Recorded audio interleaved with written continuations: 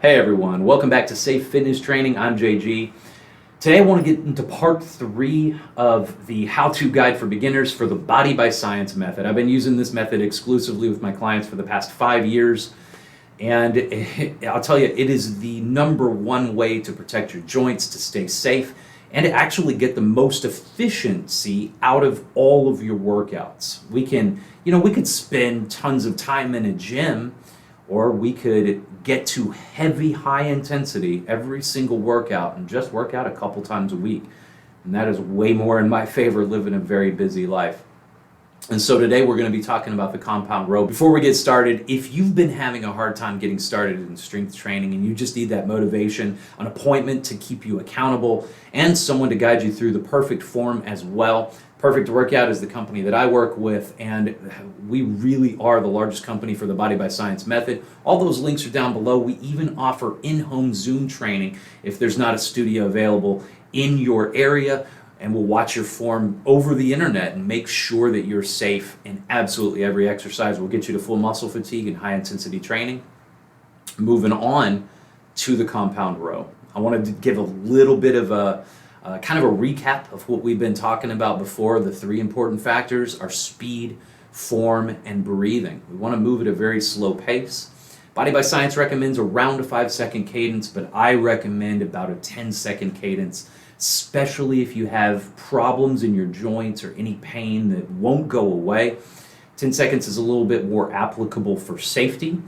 You're going to keep the joints just a little bit safer. And even in my last video about leg press safety, I talked about how an isometric would even protect those joints further. So feel free to check out that video as well. Form is important also. A lot of us have a hard time. We'll scrunch up our shoulders, and that'll scrunch up our neck, and then that'll throw muscles that don't need to be in the exercise into it if we're not paying attention to keeping that perfect form. It's very important to not strain our necks through any of this. We're only wanting to work the target muscles that we're utilizing. We want to be breathing through every single exercise. So many people hold their breaths when they're trying to push something heavy. We absolutely want to stay away from that and continue to breathe deep. If anybody said, I only can do 3 exercises for the rest of my life, what should they be? I would say the first video, the leg press, the second video, the chest press, and then either this one, the compound row, or the lat pull down, one or the others. That is technically a full body workout. You can get tons out of that, and in fact, work every single muscle in your body. It is a good baseline for beginning in strength training.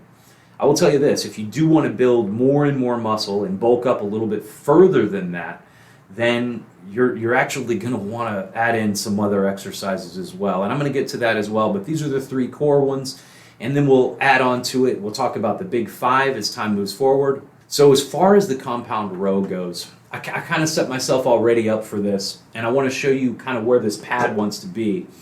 When we're doing this and setting it up for our own body, we never want to be too high or too low. If I was right here and this pad was pressed up against my stomach, my seat is way too high. I'm going to want to lower into it.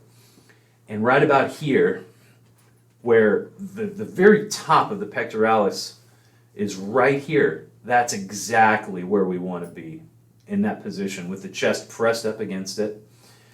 Here's another good example. I've seen people do this, and it has been, their chin is right up on this pad, right? And this is way too low. Like I said, the perfect placement is going to be right in between those 2 extremes, right there with your chest pressed right up against that pad.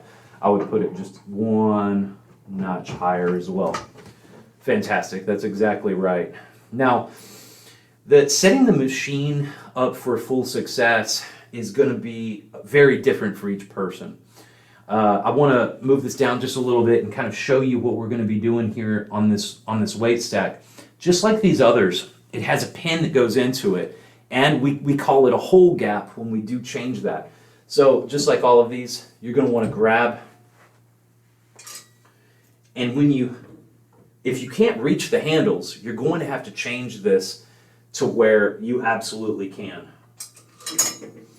And so right here, if my hands were a lot shorter than this, then this would be a good starting point for me.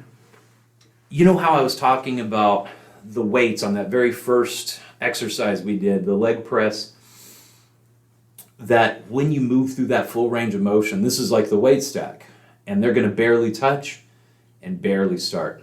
We really don't need to do this for the compound row. Same applies for the lat pull down. These are going to be machines where even before those weights even touch, you're going to want to just turn around a little bit early and keep moving through that range of motion. There's no real benefit for you to straighten your arms out all the way.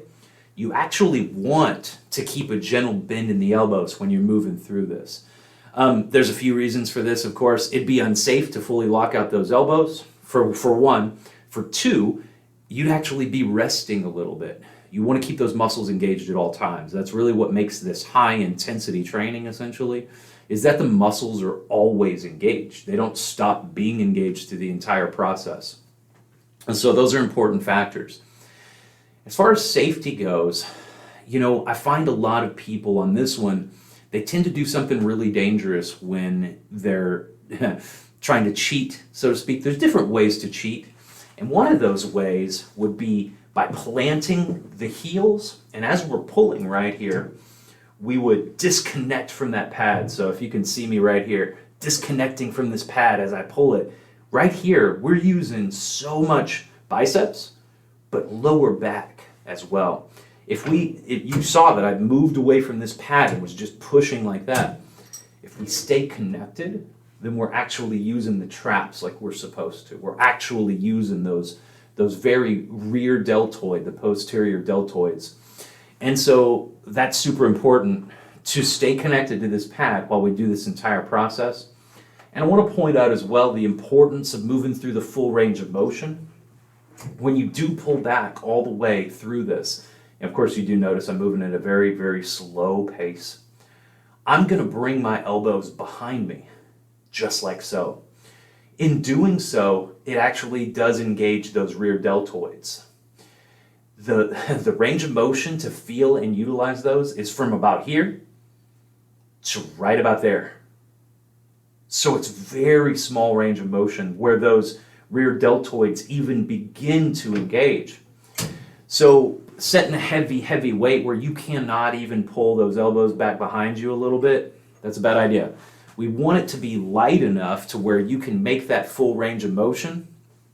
But just like all of these exercises, if we get to fatigue in right around 2 minutes, that's good, but you might want to raise those weights a little bit by 2.5 pounds or by 5 pounds. And then your fatigue time should be right around 1.5 minutes at that point. That's kind of ideal for efficiency. They did a lot of research about this. We always want to reach over 1 minute. If we don't hit 1 minute, we're really not recruiting enough muscle fibers, truly. When we do get over 2 minutes, it really doesn't seem necessarily sensible for efficiency. If we work out for 5 minutes on one exercise and we end up getting to full fatigue doing this method, it's very similar to us spending 2 minutes or even 1 minute and 15 seconds on it. So essentially, efficiency is always going to be better because the longer we go, the more it gets closer to low intensity and volume training, which this truly isn't, essentially, when it comes down to it. I am going to give you an example of me training my dad, giving you cues.